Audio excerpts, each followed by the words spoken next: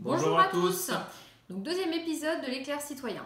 Donc dans notre première vidéo, nous avons traité de l'entre-deux-tours de l'élection présidentielle. Donc pour ceux qui ont pensé que nous avons fait la campagne d'Emmanuel Macron et ceux qui préfèrent les penseurs aux marcheurs, sachant que nous pouvons marcher tout en pensant, la question est la suivante. Avions-nous d'autres choix face à Marine Le Pen pour maintenir notre démocratie? Quel est le sujet d'aujourd'hui, Raphaël? Bien, le sujet, les premiers pas d'Emmanuel Macron en tant que président. Donc nous allons voir l'investiture. Donc la mise en avant de la fonction présidentielle par Emmanuel Macron est incontestable. Emmanuel Macron a fait référence à de nombreux symboles de la République dans son investiture qu'il a parfaitement maîtrisé. Était-ce de trop? Hormis le déluge de 2012, je ne pense qu'il ne manquerait pas grand-chose. Effectivement. On a pu noter un discours qui était tourné vers l'avenir. Mais également la phrase importante de Laurent Fabius qui a dit à Emmanuel Macron que sa réussite serait la réussite de la France. Sans aucun doute, Emmanuel Macron doit réussir. Donc pour le premier gouvernement, on a vu qu'Emmanuel Macron a nommé comme Premier ministre Édouard Philippe. Ceci semble cohérent vis-à-vis de son programme. Nous pouvons constater une parfaite harmonie entre le président de la République et son Premier ministre. Oui, les rôles de chacun ont été respectés. On a pu le voir lors du premier quoi qu'il y a eu avec le ministre de l'Agriculture. À des postes clés, on peut voir d'anciens LR comme le ministre de l'Économie qui montre le côté libéral d'Emmanuel Macron. Un symbole fort également de la part d'Emmanuel Macron vis-à-vis de son programme en créant un ministère de l'Europe et des Affaires étrangères. Donc ce qui montre en fait la volonté de remettre la France au centre des débats en Europe. Cependant, nous avons pu constater un retour en arrière en matière d'éducation sur la semaine de 4 jours. Ce qu'on dénonçait déjà dans notre première vidéo. Donc est-ce bénéfique pour les enfants puisque ça va être du cas par cas, la semaine de 4 jours. Cela ne semble effectivement pas constructif et reste à l'image de ce qui a déjà été fait par les alternances précédentes. Oui, on voit aussi une cohérence de la part d'Emmanuel Macron dans les personnes qu'il a nommées de la société civile. Donc les ministères qu'ils occupent sont en rapport avec les professions qu'ils avaient avant. Donc on a aussi le ministère de la Défense qui devient le ministère des Armées. Donc est-ce que c'est une volonté d'Emmanuel Macron de créer un ministère européen de la Défense? C'est vrai, on peut se poser la question aujourd'hui. Tout à fait.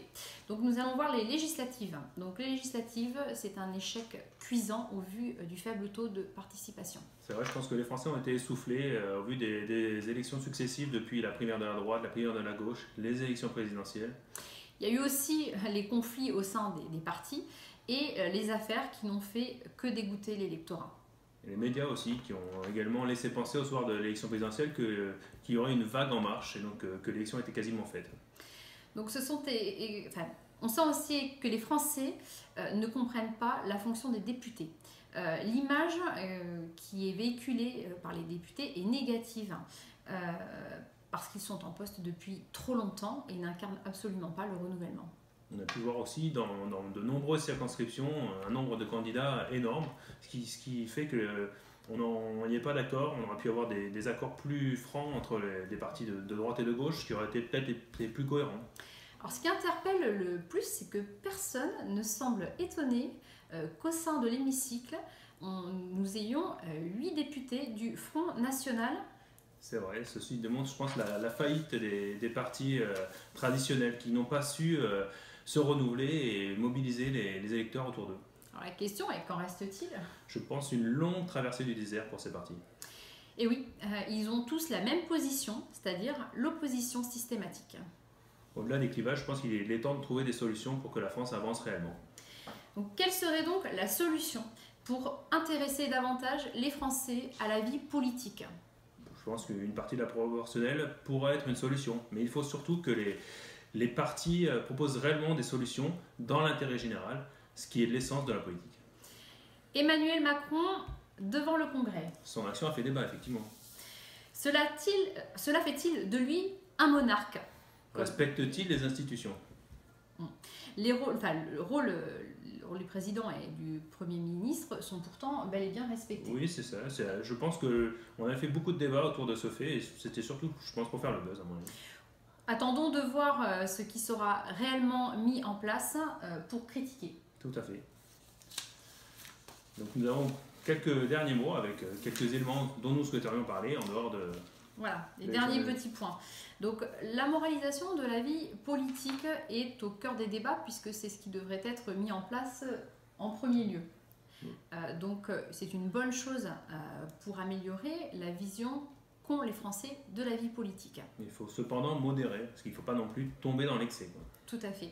Donc l'exigence, par exemple, d'un casier judiciaire vierge devrait être exigée pour toute élection, pour éviter certaines candidatures, comme nous avons pu en voir aux législatives qui n'avaient pas lieu d'être. Emmanuel Macron semble maîtriser sa communication et on voit que ça a l'air de gêner et d'engendrer une frustration au niveau des médias. Il veut montrer qu'il est dans l'action quelque part et qu'il n'est pas dans la démonstration.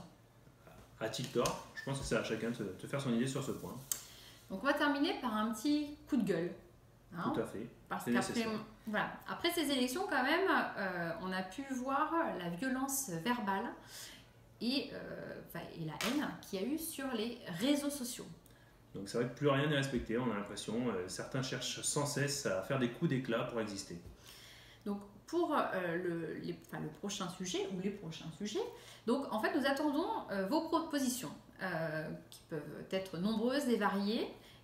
Et donc on effectuera un tirage au sort en fonction des différents sujets et on pourra faire appel au Conseil constitutionnel si vous constatez des irrégularités. Bien entendu, la démocratie avant tout. Donc sur ce, à bientôt. À bientôt.